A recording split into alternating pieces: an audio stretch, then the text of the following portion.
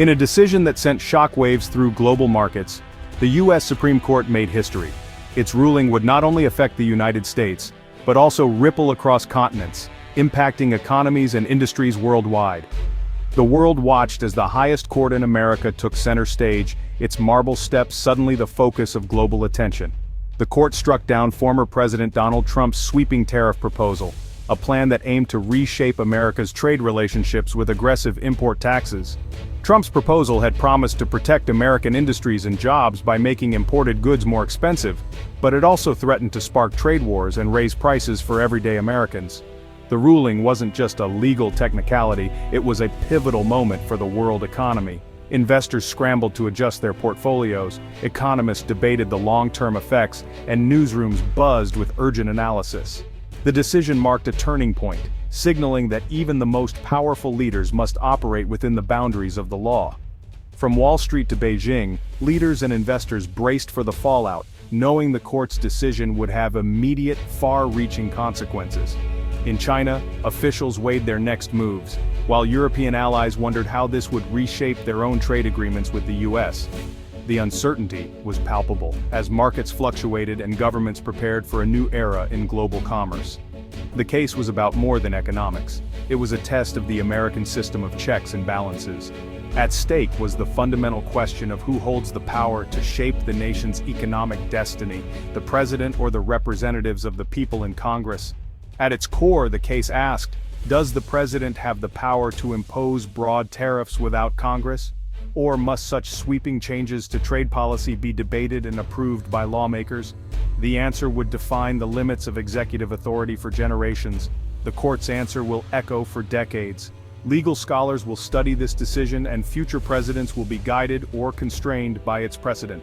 The balance of power in Washington shifted, and the world took notice. The decision rebalanced power in Washington, limiting presidential authority and empowering Congress in trade policy.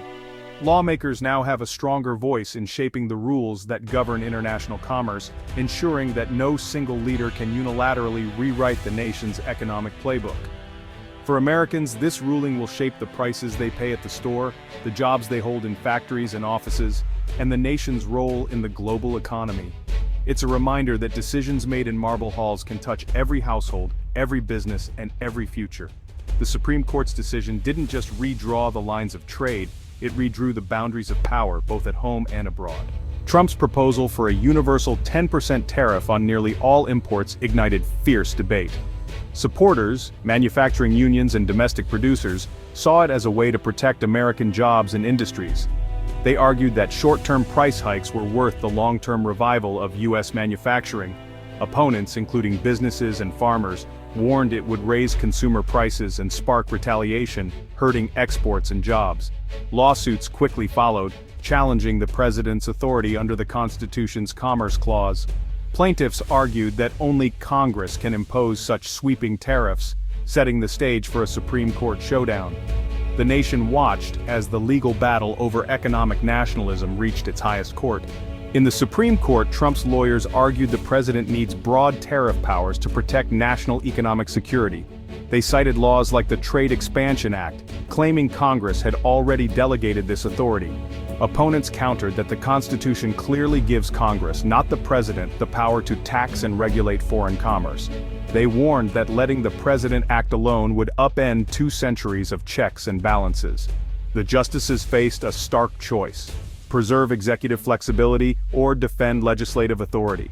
The outcome would define the limits of presidential power in trade for generations. On July 18, 2025, the Supreme Court delivered its verdict, a 6-3 decision reaffirming Congress's authority over foreign commerce.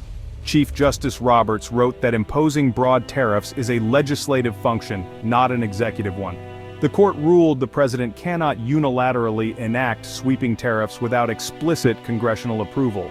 The dissent warned this would weaken America's ability to respond to global threats, but the majority drew a clear line against expanding presidential power. The decision preserved targeted presidential tariffs under existing laws, but blocked any universal economy-wide plan. It was a decisive win for opponents of the tariffs, and a major setback for the America First agenda. The legal and political landscape for U.S. trade policy was fundamentally changed. In the immediate aftermath of the Supreme Court's decision, former President Donald Trump blasted the ruling as a profound betrayal, calling it a direct attack on his administration's efforts to protect American industries.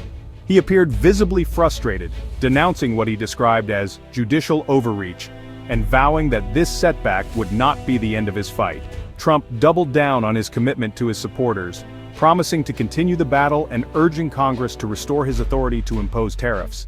He insisted that only strong action could defend American jobs and industries from what he called unfair foreign competition. Many Republican leaders echoed Trump's frustration, expressing concern that the ruling would weaken America's negotiating power on the global stage. They warned that the decision could make it harder to respond quickly to economic threats from abroad. However, some Republicans, including Senate Minority Leader Mitch McConnell, acknowledged the importance of the court's role in upholding the Constitution, even as they expressed disappointment with the outcome. McConnell emphasized the need to respect the separation of powers, highlighting the delicate balance between the executive and legislative branches. On the other side of the aisle, Democrats and a handful of free trade Republicans celebrated the decision as a major victory for consumers, small businesses, and the rule of law.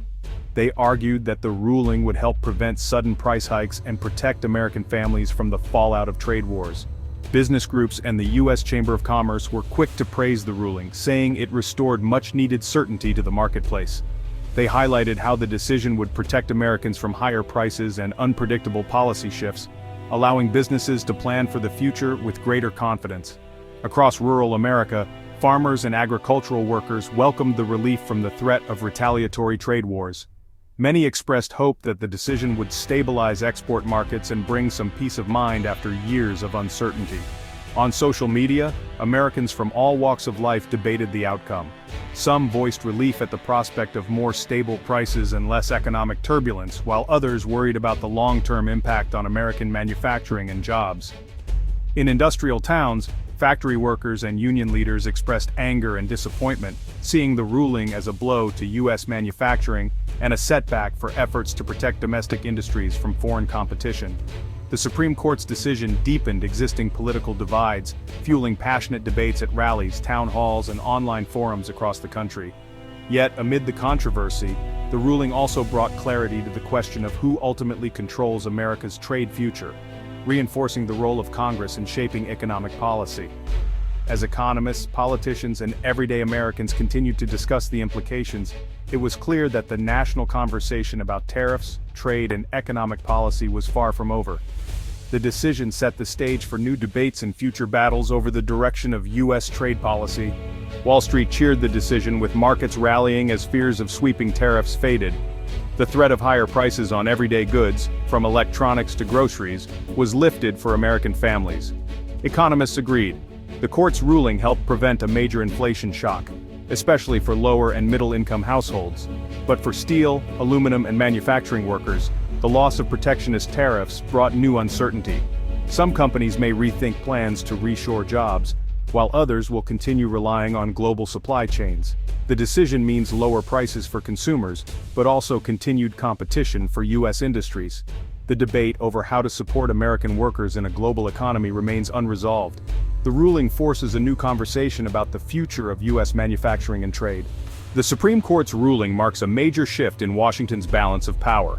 For decades, Congress had ceded trade authority to the president. Now, that trend is reversed. Any future president must work with Congress to enact broad tariffs, ending the era of unilateral executive action in trade. Congressional leaders now have greater influence over America's trade agenda. The decision is a reminder that the separation of powers is not just theory, it shapes real policy. Legal experts say this could inspire challenges to executive authority in other areas, from immigration to the environment. For voters, the ruling means more direct accountability. Congress, not the president, will answer for trade policy. The stage is set for a more open democratic debate about America's economic future. The world watched closely as the U.S. Supreme Court blocked Trump's tariff plan. America's trading partners, especially in Europe and Asia, welcomed the decision as a de-escalation of trade tensions. International organizations like the WTO praised the ruling for upholding multilateral trade norms. China's response was mixed, publicly supportive but privately critical of U.S. political divisions. The decision doesn't resolve deep US-China trade disputes, but it prevents a new trade war for now. Global leaders see an opportunity to rebuild trust and negotiate new agreements. Yet, the risk of future protectionism remains if Congress or a future president revisits the issue. The world knows this battle is over, but the struggle over globalization continues. The Supreme Court's decision is more than just a headline. It's a moment that touches the lives of every American, whether you realize it or not. This ruling reaches into our daily routines, shaping the prices we pay at the store, the stability of our jobs, and even the way our government works on our behalf. It's a reminder that the highest court in the land doesn't just interpret laws, it helps define the rules of the game for our entire society.